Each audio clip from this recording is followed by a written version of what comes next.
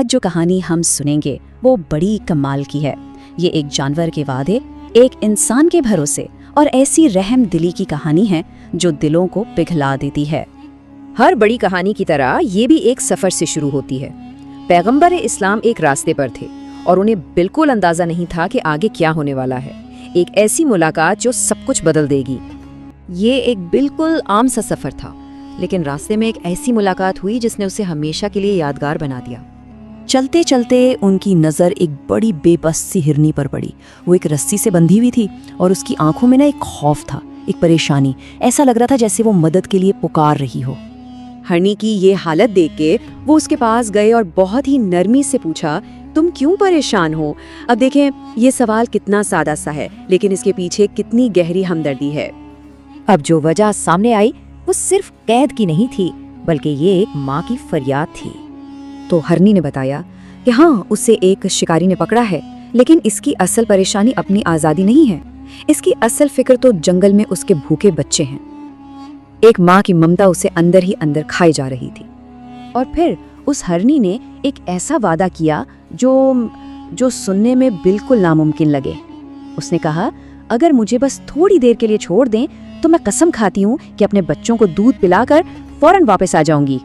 اور یہاں کہانی ایک بہت اہم موڑ لیتی ہے۔ یہ صرف ایک جانور کی بات نہیں رہی، بلکہ یہ اعتماد اور ایمان کا ایک امتحان بن گیا۔ ہرنی کے اس وعدے پر یقین کرتے ہوئے نبی کریم نے شکاری سے بات کی اور اس سے درخواست کی کہ اس جانور کو ایک موقع دیا جائے تاکہ وہ اپنا وعدہ پورا کر سکے۔ اب شکاری تو ایک دنیا دار آدمی تھا۔ اس نے فوراً وہی سوال کیا جو شاید ہم میں سے کوئی بھی کرتا، لیکن اگر یہ واپس نہ آئی تو؟ ظاہر ہے یہ ایک بہت ہی جائز سوال تھا۔ اس شک کے جواب میں ایک اور وعدہ کیا گیا۔ نبی کریم نے کہا، اگر یہ ہرنی واپس نہیں آتی تو اس کی قیمت میں ادا کروں گا۔ یعنی انہوں نے اپنی ذات کو، اپنی عزت کو اس جانور کے وعدے کی ضمانت بنا دیا۔ نبی کریم کی اس ضمانت کے بعد شکاری کا دل مان گیا۔ اس نے بھروسہ کیا اور ہرنی کی رسی کھول دی۔ اور بس اب انتظار شروع ہوا وعدے کی تکمیل کا۔ کیا ایک جانور اپنی زبان کا پاس رکھے گا؟ شکاری اور نبی کریم دونوں کی نگاہیں جنگل کے راستے پر جمی ہوئی تھیں۔ جیسے ہی رسی کھلی، ہرنی بجلی کی سی تیزی سے جنگل کی طرف بھاگی، اپنے بچوں کے پاس پہنچنے کے لیے بے چین تھی۔ وقت گزرتا گیا اور ہر گزرتے لمحے کے ساتھ شکاری کا شک یقیناً بڑھ رہا ہوگا، لیکن نبی کریم پرسکون کھڑے انتظار کرتے رہے۔ یہ انتظار ہر لمحہ اور مشکل ہوتا جا رہا تھا۔ اور پھر سب کی حیرانی کی انتہا نہ رہی جب وہ ہرنی واپس آ گئی۔ اس نے اپنا وعدہ نبھا دیا تھا۔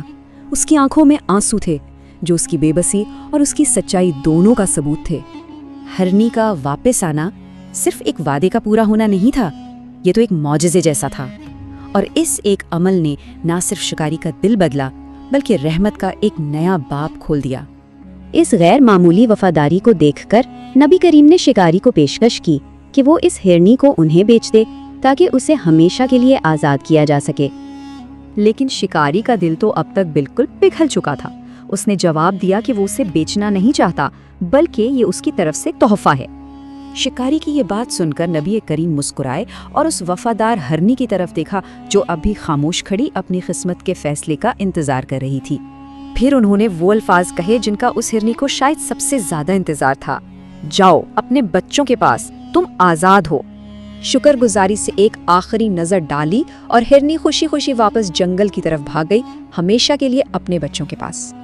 تو یہ کہانی ہمیں کیا سکھاتی ہے؟ یہ دکھاتی ہے کہ جب ایک جانور کا وعدہ اور ایک انسان کا بھروسہ آپس میں ملتے ہیں تو رحم دلی کا ایک ایسا دریا بہتا ہے جو سخت سے سخت دل کو بھی موم کر سکتا ہے۔ یہ ہمیں سوچنے پر مجبور کرتی ہے کہ رحم دلی اور ایمان میں آخر کتنی طاقت چھپی ہے۔